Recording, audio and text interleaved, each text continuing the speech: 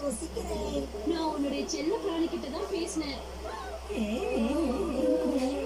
வாங்க, பெரிய பரிசுகளை ஜெயிக்கிறதுக்கான பரிசு சீட்டு இங்கதான் இருக்கு. வாங்க.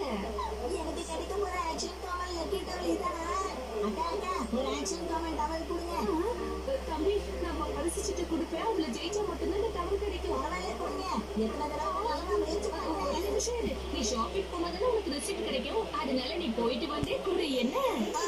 அதுவும் கரெக்ட் தான்.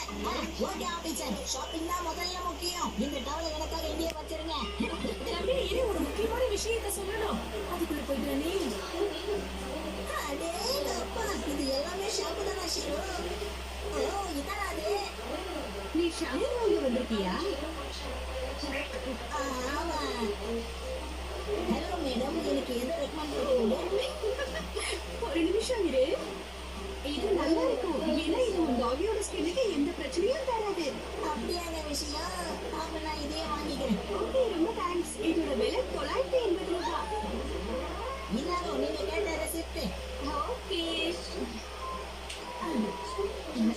இந்த இதுல இருந்து ஒண்ணு எடு. இதுல நான் எதை எடுக்கட்டும்? என்ன கேட்டா எப்படி? ஓகே, இந்தாங்க. கொடு. இதுக்கு 6வது பரிசு பாக்கெட் டிஷ்யூ.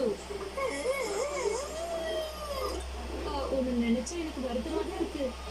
வருத்தமா இருக்கு. இன்னொரு சான்ஸ் கொடுங்க. சாரி, என்னால முடியாது தம்பி.